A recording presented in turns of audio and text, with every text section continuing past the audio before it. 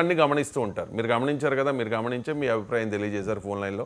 ధన్యవాదాలు శేషు గారు. మల్లేశ్వర్ గారు చెప్పాలి.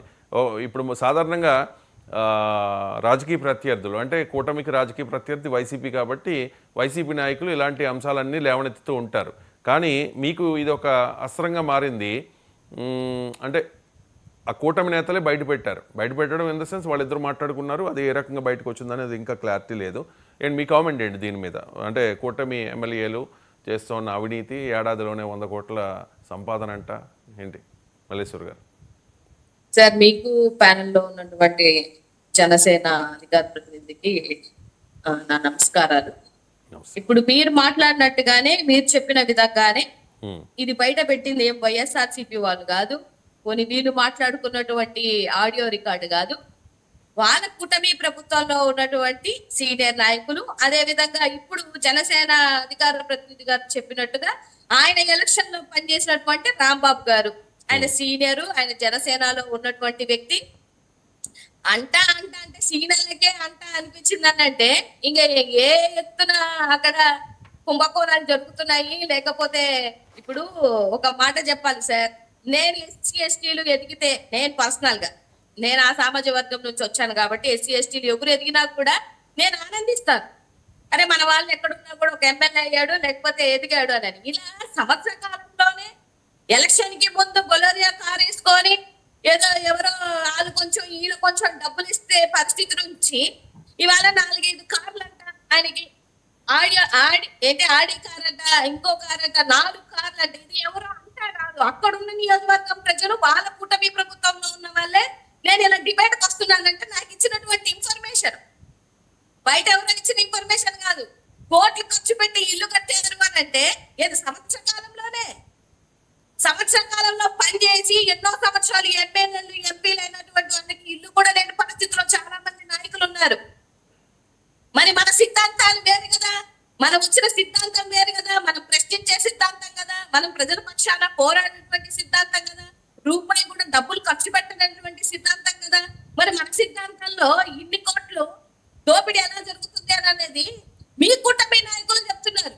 ఇక్కడ మాకు అస్త్రమేం కాదు, ఇక్కడ ఇంకా బోర్డు అస్త్రాలు ఉన్నాయి. బయటకు వస్తే ఒకటి, ఇప్పుడు ఎమ్మెల్యేలు, జనసేన ఎమ్మెల్యేలుగా ఉన్నటువంటి ఏరియాలలో టీడీపీలు అడిగితే వాళ్ళే చెప్తారు, బీజేపీలు అడిగితే వాళ్ళే చెప్తారు. ఇన్ఛార్జీలుగా ఉంటారు కదా మిగతా వాళ్ళు.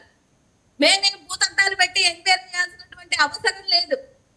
ఎందుకంటే వీళ్ళ పరిస్థితి వాళ్ళ అంత దారుణంగా ఉంది.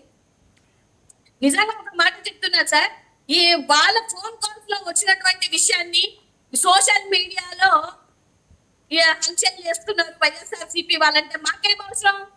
మీ నాయకులు అడగండి, ఎంక్వైరీ చేయించండి. ఇలా ఎందుకు మాట్లాడాలో అడగాల్సినటువంటి ధర్మం ఉందనంటే ఎవరిని అడుగుతారు? మీరు అడగండి, టీడీపీ ఉన్న నాయకుల్ని, మాట్లాడినటువంటి నాయకుల్ని, అక్కడ ఉన్నటువంటి జనసేన నాయకుల్ని అడగండి. ఆ రాంబాబు గారిని ఒక వీడియో, ఒక ఛానల్ వాళ్ళు అడిగారు అనమాట, ఏమండి ఈ రికార్డు ఎవరు బయటికి పెట్టారు అని అన్నారు అని అంటే, అతనే బయటకు పెట్టాడు, అతనే రికార్డ్ చేశారు అని చెప్పినటువంటి విషయం. అతనే కాల్ చేశాడు, అతనే రికార్డ్ చేశాడు. ఇంకా దీని గురించి నేను ఎక్కువ మాట్లాడదలుచుకోలేదని చెప్పేసినటువంటి మాటలు. ఆయన ఒక సీనియర్ నాయకుడే కదా.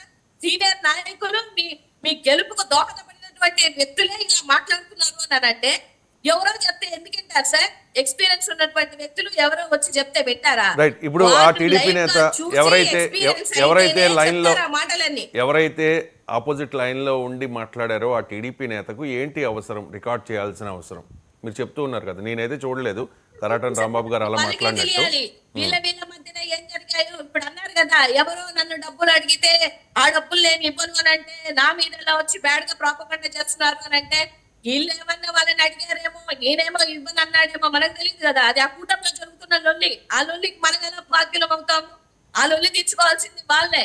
కానీ రాష్ట్రంలో ఉన్నటువంటి ప్రజలు ఇవాళ మీరు వచ్చినటువంటి సంవత్సర కాలంలోనే ఈ విధంగా దోపిడీ ఇక్కడే ప్రతి ఒక్క ఈ రాష్ట్రంలో ఉన్నటువంటి ఎవరెవరైతే గెలిచారో, టీడీపీ గాని, జనసేన గాని, లేకపోతే బీజేపీ గాని, గెలిచినటువంటి ప్రతి ఒక్క అసెంబ్లీలో దందాలు, ఇసుక దందా, మద్యం దందా, ఆఖరికి చికెన్ షాప్ లో దందా, లారీలు వెళ్ళి వస్తుంటే దందా, ప్రతి ఒక్క దందాలు జరుగుతున్నాయి.